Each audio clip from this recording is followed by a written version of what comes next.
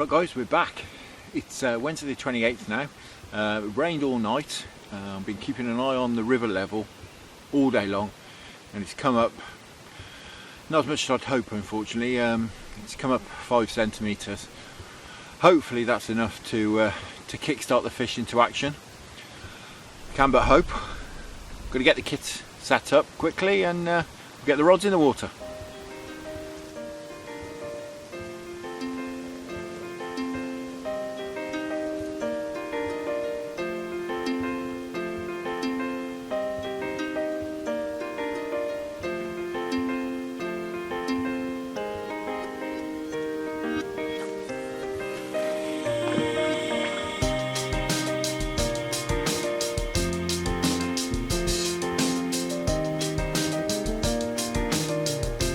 Well guys, quick update since I last saw you.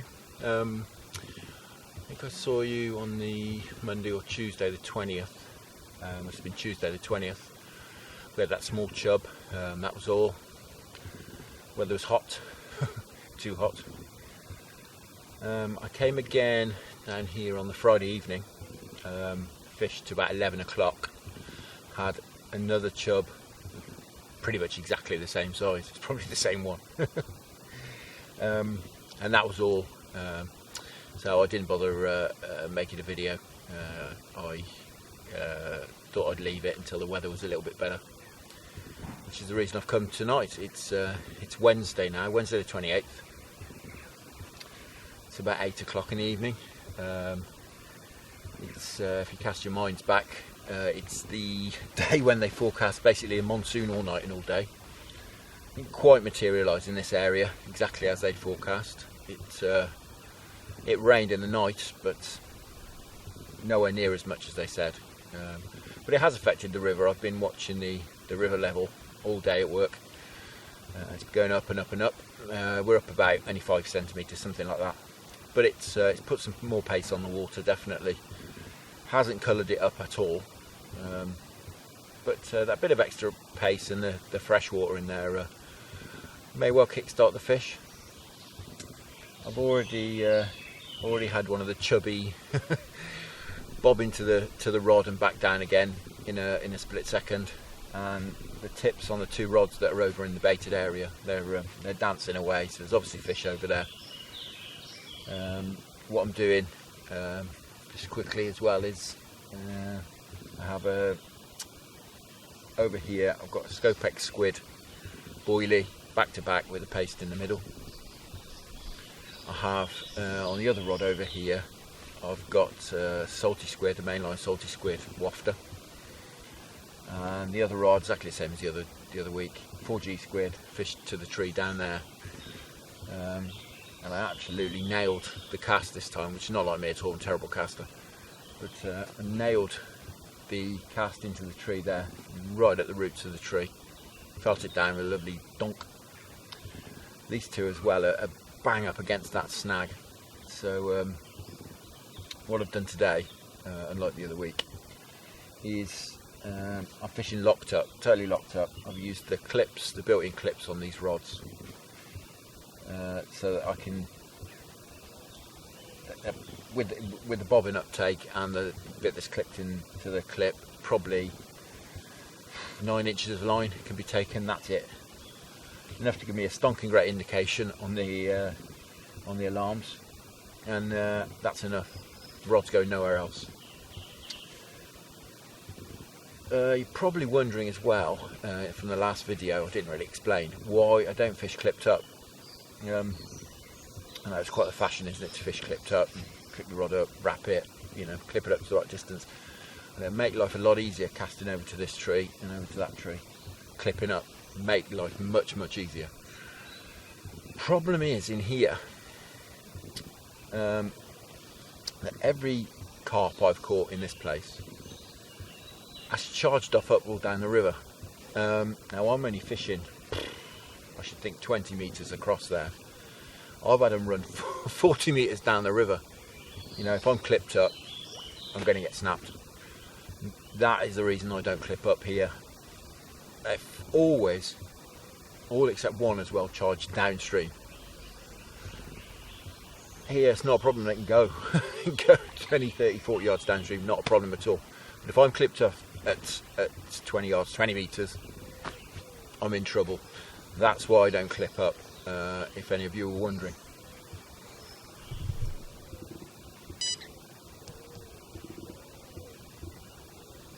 Well guys, as you can probably see from what I'm wearing, it's a hell of a lot colder than it has been as well today.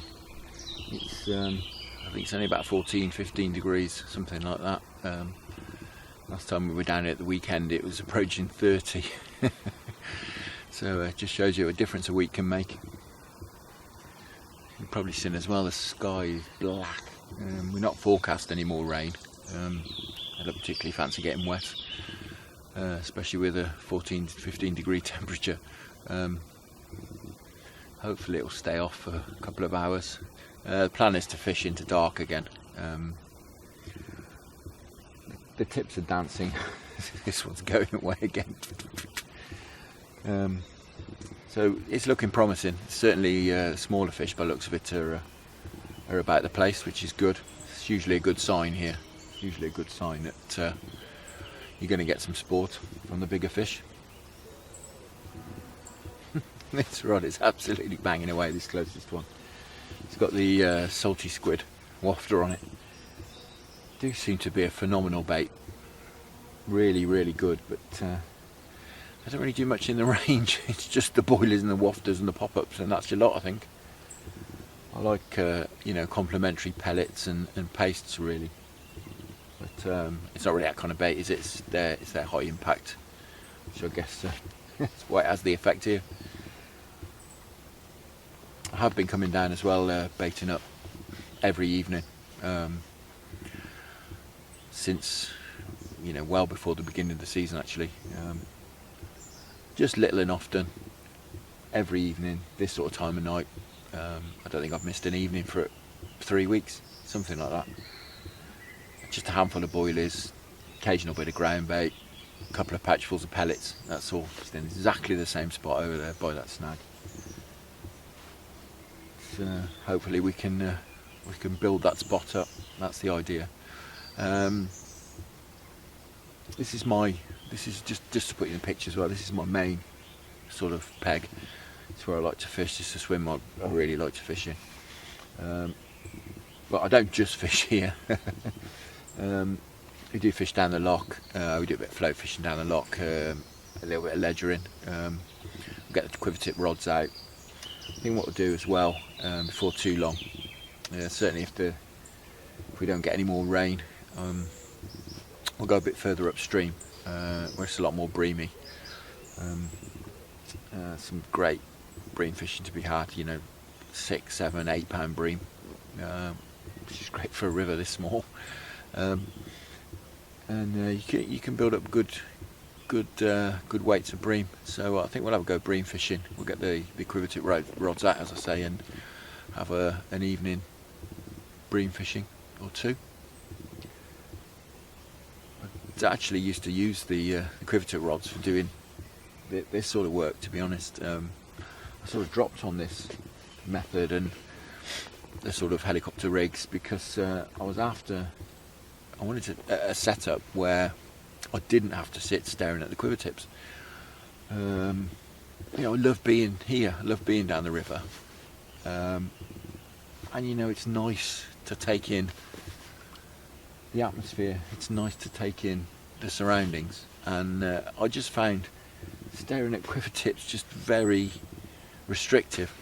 So I thought, well, what can I do instead? Obviously bolt rig's the obvious thing. I mean, I know it's not really the done thing for barbel fishing or chub fishing, but I settled on it because it suits what I need. You know, I can sit here, I can watch the kingfishers. It's fantastic. You know, I don't have to keep staring at those tips, and that's, as I say, why I settled on. There's a lot of topping going on over there by that tree. Unfortunately, my bait's nailed to the bottom, so that's not great. But I settled on this because, as I say, I wanted a rig that I didn't have to watch all the time, watch the rods, and something I could clip up, not have to pack away every time as well, which is why I settled on helicopters, because just have a little spring clip at the bottom of the helicopter setup and just clip that into the rod ring, double the rod over. It's in the bag. I'm aware I can actually do it. Believe it or not, people laugh at me because I think I said in the last video I'm not really one for using torches. I can actually pack away, and except on the darkest of nights, I can pack away without using a torch. So you do it all by feel. Clip that on, clip this on, round. You've probably seen as well my rods with the elastic bands around the butts. That's for the tip. Just tuck the tip in there. I don't like using the solid sort of grips around the rod on the tip end, because these are only 2¼ pound Tesco rods. You know, they're really delicate, and if anything happened, I'd rather the elastic band broke than the tip. So I use a rod grip at the top end, at the joint end, but the butt/tip end down here, just an elastic band, and I've never had any trouble with that at all. Well, we're starting to lose the light now. I think it's time for a recast. Well guys, just to show you how I'm doing things on this rod, I've shown you this previous videos, but I'll show you again quickly before it gets dark. Woodpecker shouting his head off. This is my Scopex squid rod. I've got some Scopex squid wafters here.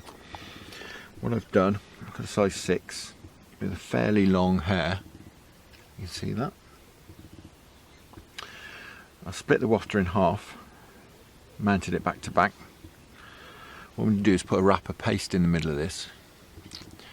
Now, those of you in the know will be shouting they don't make a paste from Scopex squid. Very true. However, I do. All I did at home the other evening, because I do like a paste, is I got some, oh they smell glorious. I got I don't know, a handful of boilies, maybe 20 boilies, something like that, and I actually grated them. So fairly hard. I grated them down, mixed in a little bit of water, found it wasn't quite sticky enough, so I put some honey in, as it's got Scopex in it anyway, which has made it a lot stickier. Still not quite gripping together enough. So what I did is dug to the back of my fishing cupboard, and I've got a little tub of something called xanthan gum. You can pick it up at Tesco's.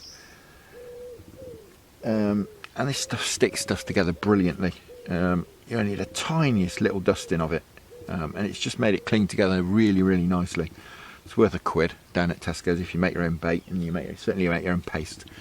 But be very careful with it. It just, a teaspoonful of it in, 2 litres of some kind of juice, or do a lot of mincing up of sweet corn and stuff to put in ground bait, it just goes solid. So just be very careful with it if you do use it. But it's made there, so you can probably see there, to really nice consistency. I just took a little bit of this, chucked it in a pot of water at home, a pot at a reasonable temperature, and it just breaks down lovely. Sort of broke down within sort of 40 minutes, something like that. It's all dissolved away. So all I'm going to do with that, stop waffling and get this back in the water, is just drop that in the middle of these 2 boilies here. Too much there. I've got matching boilies, well, wafters and paste,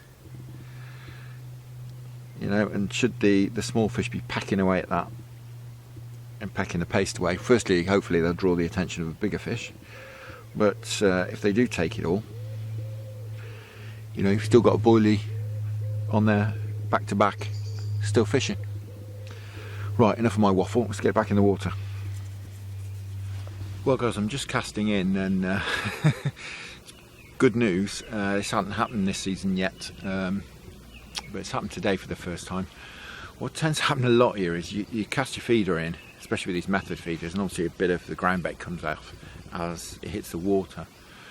The small fish come in, obviously getting bits and pieces, and the pike are hitting them from underneath. Jack pikes just come flying out of the water here, just where my swim feeder went in. So that's really good news. It just means the river's alive, the river's fizzing, if you like, quite literally. So I'm going to get these other 2 rods in, and fingers crossed it might happen tonight.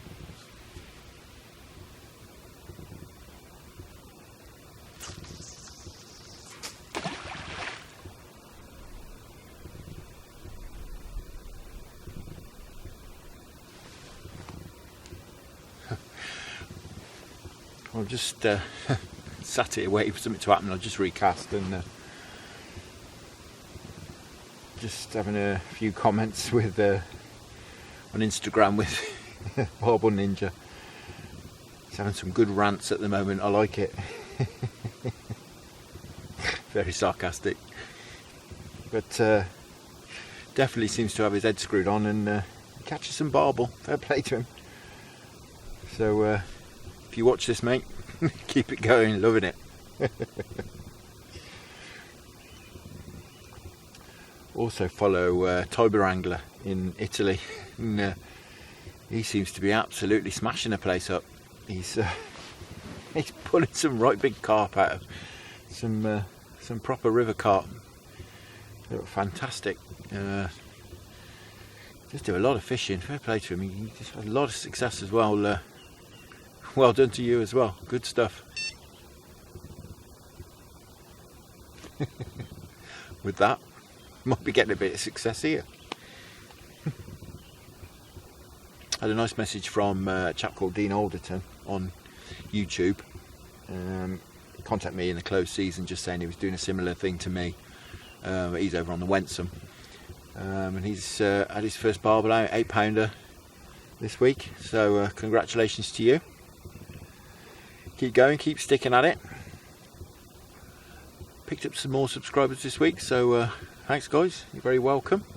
I know bumped into one guy at the lock a few weeks ago. I think he recognised me from YouTube, which was quite a bizarre experience, I have to say. I think my wife said he was down there, but I didn't see him myself. But I think he fished down there beginning of the season, first weekend of the season, down at the lock. I don't know how you did, but stick us a comment or something. Let me know how you got on, because do kind of get the feeling there might be some decent fish down there. I mean, I had that chub out, didn't I, in the winter on that bit of lamprey when I was pike fishing. But I do see a lot of bubbling going on and stuff up there, and it looks like, you know, tench balls and stuff. So if I don't bump into you, give us a shout. Let me know how you got on. Assuming it was you. My wife said it was you. These tips are bouncing away. I managed to get that salty squid wafter off last time, but I hope it's not a pike. So they're definitely here, because they were smashing into the bleak and the fry earlier when I was casting in. You probably gathered as well, guys, I only come for a couple of hours or 3 hours maybe at the most, so I didn't bother with the chair, to be honest. You see, I'm sat on the unhooking mat. It's good enough for the fish, it's good enough for me. Barbel squad fishing, catching a few by the looks of it as well. Double hookup.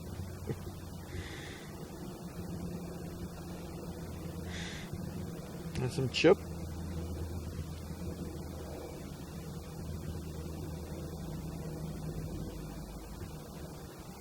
And perch.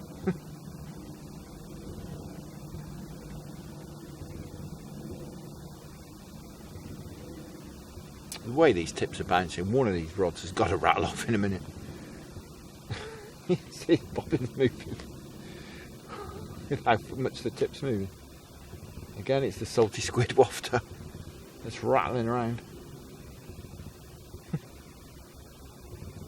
It's really worth mentioning, actually, guys. I haven't mentioned this with all my my other talk about what I do, but again, I've got the mega method feeders on tonight. If you see my previous video again, you'll know I load them up with a bit of ground bait, a little packet of pellets in the middle, and sandwich the pellets in the middle, so there's a nice packet of pellets next to the bait. But I haven't actually said the pellets I use are the same, obviously, as whatever bait I've got on. So I've got a nice packet of pellets next to the appropriate hook bait, and I do tend to try different hook baits. I don't think I ever fish with the same hook bait on 2 rods. I mean, I don't see the point. You know, my rods are 2 or 3 feet apart out here. There's no point having the same bait on 2 rods to me. Because you fish here one day, one bait, it's all they're interested in. Another day, completely different bait, it's all they're interested in. I mean, I'm sure you find it yourselves.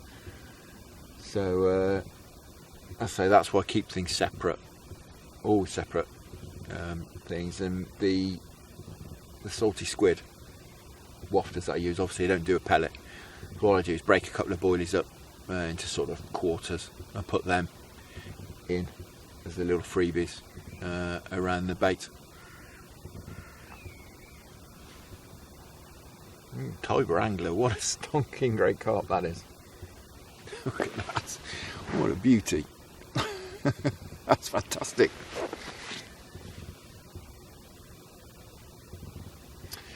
And it would appear that Chap's Out on Instagram has got a carp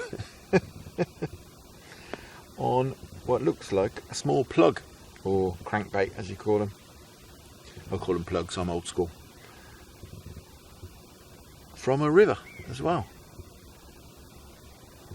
Crazy. Carp on a plug from a river. Whoa, here we go. No. Chub.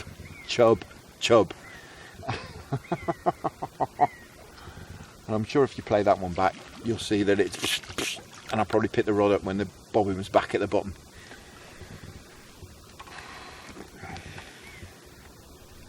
There you go.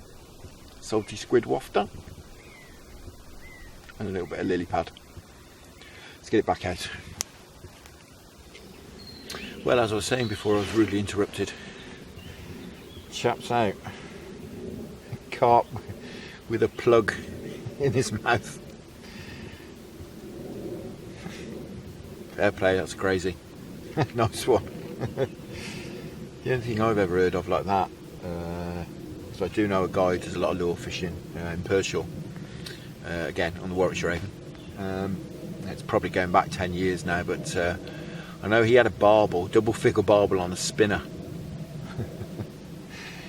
You guys must be good, because I can't catch a barbel or a carp on a bait.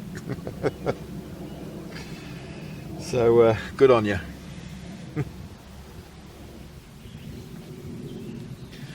There it is, if you can see that, fair and square.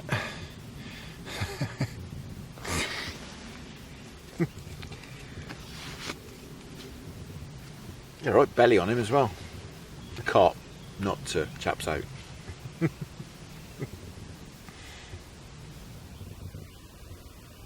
Ah, kingfisher. Zipped past, streak of blue. Well, no more news at the moment on whether or not there's an otter about. I haven't heard anything from anybody I've spoken to in the village or down the loch. There's houses that back onto the loch, and no one seems to know anything down there. I haven't seen it or caught a glimpse of it or anything. You know, live and let live at the end of the day. But just be nice to know whether there's any decent fish still down here or not. I mean, obviously there's some chub, we've caught them, and they're banging away on these tips, but we'll give it a few goes. And I'll really get fed up.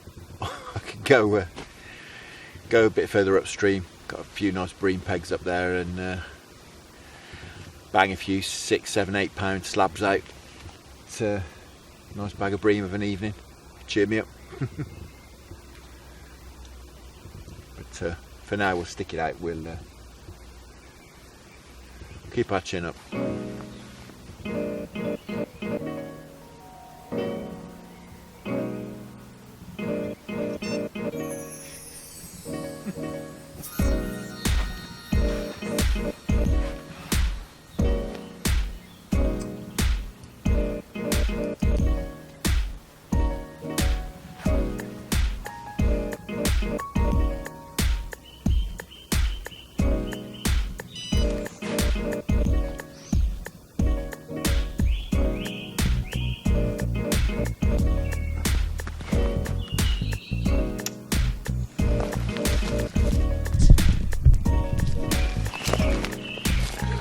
Right, so finally we're into something. Feels half decent.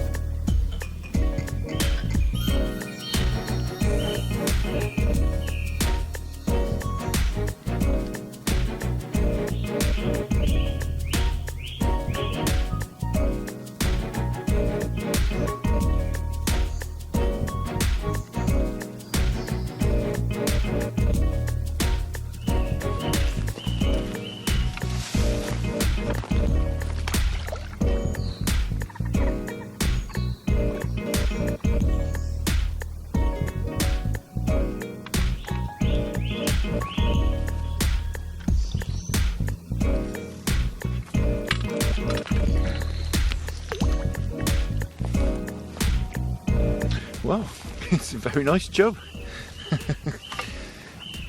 Not surprising really, the bites we've been having. Let's give him a few minutes in the net just to get his breath back, and we'll have a look at him. Well, salty squid wafter. They've been banging away at that, haven't they, for ages. The tip's been bouncing for hours. Here he is.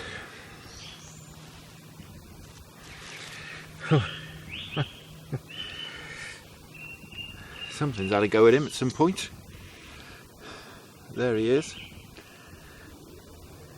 Beautiful fish. The light from the camcorder showing those brassy flanks up. You see up here by his dorsal fin, he's had an argument with somebody. There's another mark on this side.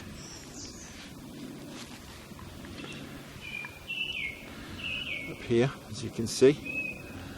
Is that the otter? Who knows? Don't know, you can't tell, can you? Definitely something, but who knows what. He definitely wanted that salty squid wafter. Been playing with it for ages. Finally hung himself. I'm not going to bother weighing him. To be honest with you guys, I've said this before. I don't tend to put numbers on fish. It's about being here, it's about catching them. It's not about numbers. Unless it's a PB or getting near to a PB, I don't worry about it, to be honest. £4, maybe £5 is a little bit empty, summer condition. You know, I've had 1 7¼ out of here, so it's nowhere near that size, I can tell that.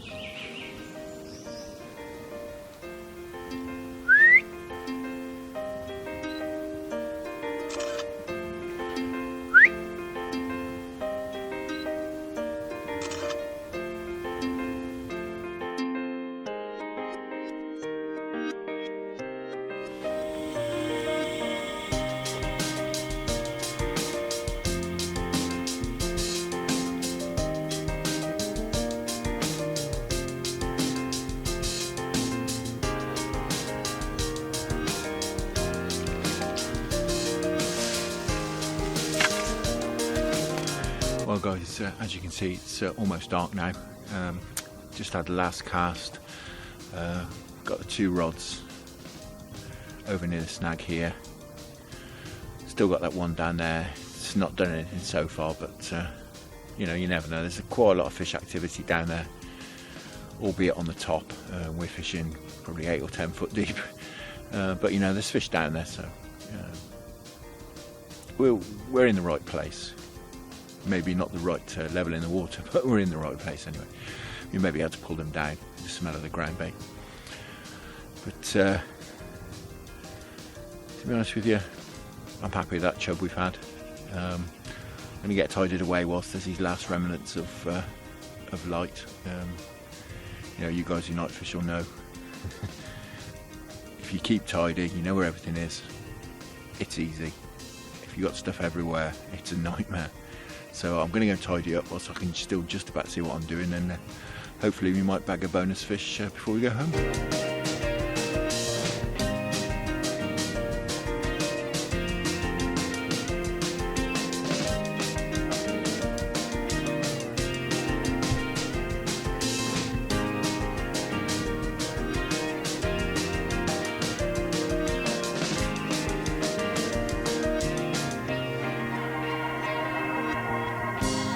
Well guys, unfortunately nothing else happened after we had that chub.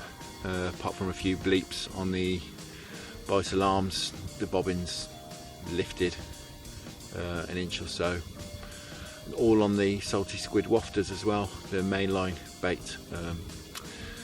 So I'm pretty sure that was chub as well. They do like their squid favouring, don't they? So anyway, I'm off home now. Thanks once again for watching. Thanks to the new subscribers and of course the existing subscribers.